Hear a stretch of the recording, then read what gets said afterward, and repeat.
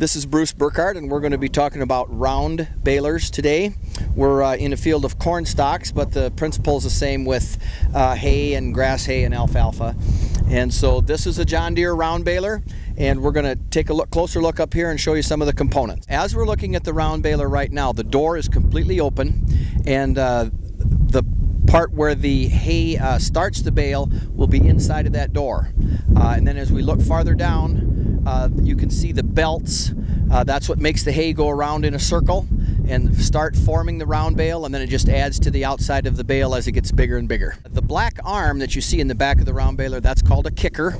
And so when you unload the bale, that pushes the bale away from the baler so that when the door comes shut, we're at the front of the round baler now, and you can see where the belts go up to the top of the round bale. The yellow line there, that's an indicator of how full the baler is while we're baling. The PTO shaft comes from the tractor and drives all of the mechanisms. This is the pickup I was telling you about. As we go forward, that's where the product goes into the baler. I'll show you here some of the drive mechanisms. There's chains that go to the top and drive the top roller. This one drives the stuffer shaft. This one has an automatic oiler to lubricate all of the parts in there. This baler is equipped with surface wrap, and this is just a plastic film, kind of a webbing, and what that does is when you put that around the hay, it forms a very tightly knit circumference, and it sheds the water, and it saves a lot on hay quality. And so it's just in a big roll like this, and we'll put it back up on there, and then we'll be ready to go. Baby, you a song, you make me wanna roll my windows down and cruise.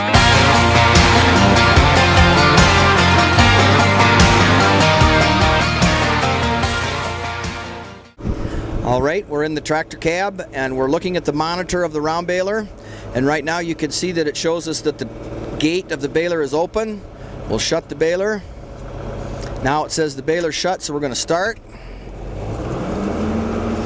And what this monitor will tell us is how full the bale is and how even it is. Each one of those bar graphs shows how full each side of the baler is.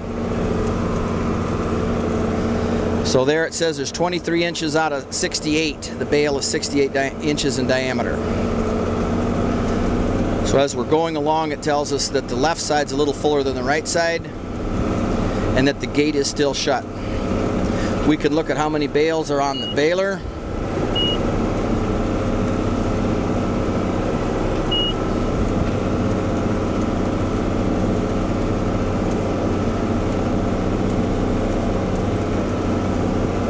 Now it's back and it says we're 50 inches full and we're about even. We did run a stock chopper over this field to gather the corn stalk material. This corn has been harvested. There's no shelled corn in with it. It's just the entire plant of the corn.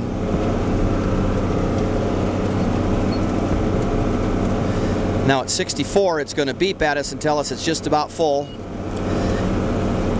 It's telling us that it's just about full, and then when it hits 68, it'll automatically start to wrap the bale like you saw before. Right about there.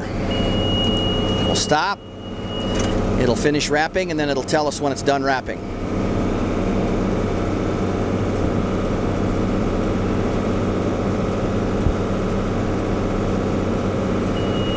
And there we are.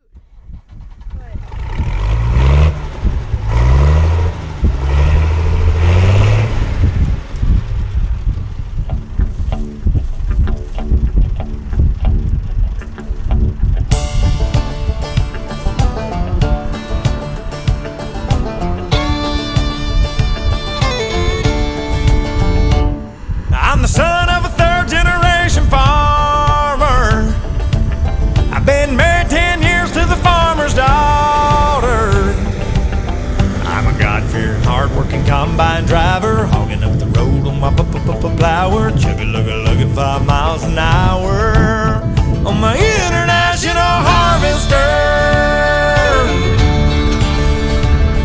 3 miles of cars laying on their horns, falling on deaf ears of corn.